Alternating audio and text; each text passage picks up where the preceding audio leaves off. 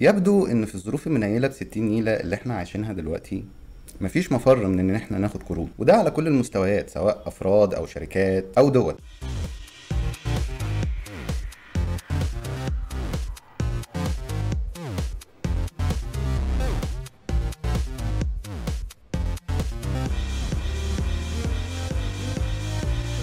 طيب خلينا نقول مقدمة صغيرة كده، واحنا ليه اصلا بنتكلم عن القروض وليه بنتكلم على ايجابيات الاستثمار من خلالها والنصايح بتاعتها. الحقيقة في عدة اسباب، يعني اسباب كتير جدا، هحاول ان انا اقول بعضها علشان الناس تفهم انا بتكلم في ايه بالظبط. في ظل الازمة العالمية الحالية اللي احنا بنعيشها، حرب اوكرانيا وروسيا وقبلها الكورونا، حجم الاقتراض والاستدانة للدول وللشركات والافراد زاد جدا. ارتفع حجم الدين العالمي الى 226 تريليون دولار، أعلى معدل في تاريخه من أيام الحرب العالمية الثانية. مصر استدانت قرابة 20 مليار دولار، منهم 5 من صندوق النقد الدولي. وعشان ما أدخلكش في تعقيدات الأرقام قوي، هسيب لك لينكات بعض المصادر تحت، وده بيعطينا مثال كيف القروض ممكن تتدخل إن هي تحل أزمة، مش بس علشان تنمي الاستثمارات، واللي حرفيا بدون الاقتراض في ظل الظروف اللي زي دي اقتصادات دول كتير هتنهار تماما ومستقبلها هيبقى على المحك، ومنهم مصر طبعا. والقرض في الحالة دي ما بيبقاش رفاهية خالص. دي يمكن الفكرة النبيلة اللي نشأ على اساسها صندوق النقد الدولي والبنوك المركزيه، عشان تساعد الدول والحكومات المتعثره في ان هي تعدي الازمه بتاعتها بسلام. ولكن طبعا صندوق النقد الدولي مش نبيل قوي، وكله بيدور على مصلحته في النهايه يعني.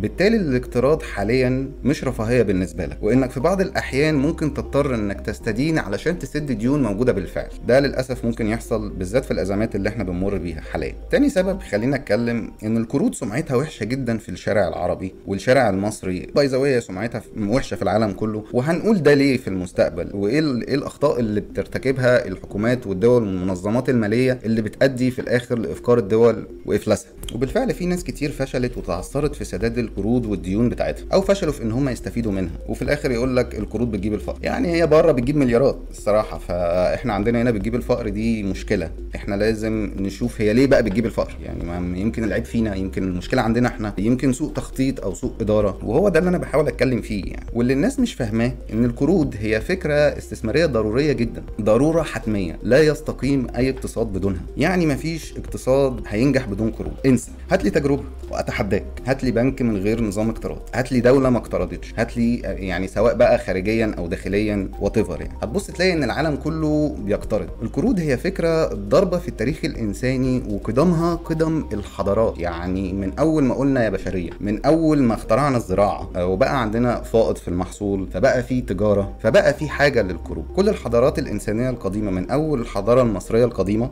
استخدمت الاقتراض في نظامها المالي والتجاري. اللي عايز اقوله في الاخر ان فكره الاقتراض ككونسبت كمفهوم هي مش فكره وحشه، هي مش شر، هي مش فكره شريره اصلا، ولكن طريقه تعاملنا بشكل خاطئ هو اللي بيؤدي الكوارث بعد كده. فهي زيها زي اي حاجه، يعني ممكن تستخدمها استخدام نافع وممكن توديك في 60 داهيه.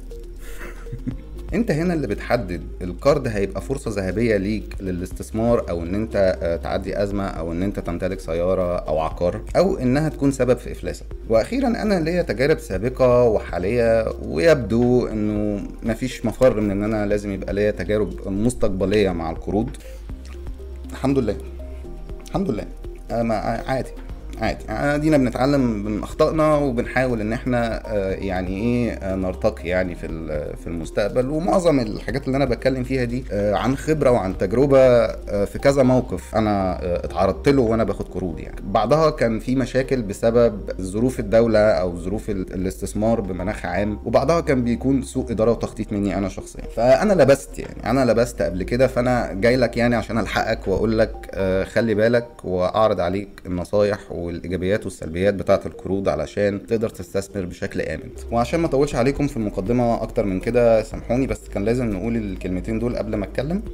يلا بينا. النصيحة الأولى: اوعى تاخد قرض عشان تبدأ مشروع. من أفظع الأخطاء اللي بيرتكبها الستارت ابس إنهم بيبتدوا المشاريع بتاعتهم بحجم استدانة عالي جدا، وده ممكن يؤدي إلى فشل والانهيار السريع جدا برضه. لان ببساطه انت في مرحله التاسيس لاي مشروع، لازم هتعمل في حسابك ان انت مش هتاخد ربح من المشروع على الاقل اول 6 شهور او سنه، وما تتوقعش ارباح فوريه، وما تاخدش كارد وانت عامل في حسابك ان انت هتسدد الكارد دوت من اول فلوس هتجيلك من اول شهر. لذلك لو انت مضطر خلاص ان انت تاخد كارد وانت لسه بتبتدي مشروعك، ما تاخدش كارد بنسبه اكتر من 25% من حجم ميزانيه المشروع ككل، ويمكن اقل كمان لو تقدر. يعني لو تقدر يبقى تخليهم 12.5 او 10%، قلل على قد ما تقدر حجم الاستدانه بتاعتك وانت لسه بتعمل ستارت اب. والافضل انك تبتدي باللي معاك في الوقت الحالي، وما تستدنش الا بعد سنه او سنتين من بدايه المشروع، بحيث ان انت تكون درست السوق وابتديت تحقق ارباح بالفعل، علشان انت بعد كده هتدفع القروض دي من نسبه من الارباح، وبناء عليه برضو ما تاخدش كارد بنسبه اعلى من 25% من قيمه الارباح بتاعتك. لازم تعرف كويس قوي حدودك،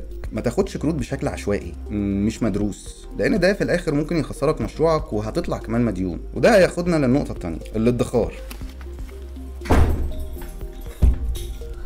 يا اهلا يا اهلا، انا بصور اصلا ومش هوقف بقى، انا هكمل. ثانك يو. يا اهلا يا اهلا انت كمان.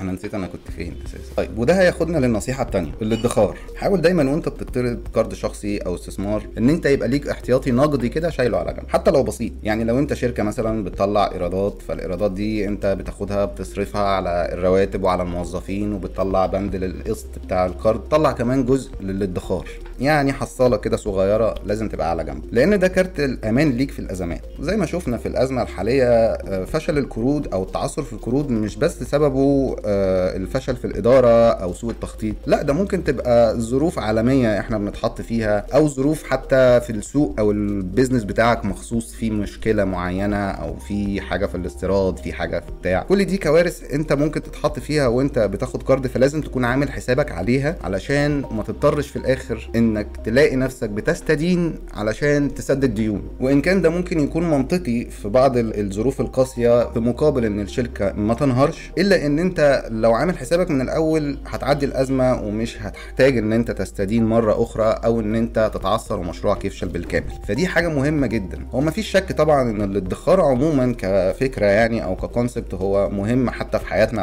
العمليه وفي كل حاجه، الا ان في الحته دي تحديدا دي سبب كبير جدا من الفشل اللي الناس بتتعثر فيه، لان انت في شهر معين لو ما قدرتش تدفع الاقساط هتتحط في مشكله مع البنك او الفوائد عليك هتزيد. رقم 3، ما تاخدش استشاره من غير المتخصصين، يعني ما تتاثرش بالتجارب اللي حواليك ايجابا او سلبا. ما تاخدش استشاره من صاحبك اللي مباحث التنفيذ كبست عليه وسجنته، او قرايبك او اهلك اللي ليهم تجارب سابقه سواء ناجحه او فاشله. انت اسمع منهم تجاربهم، لكن ما تسمع لهمش. فاهم الفرق؟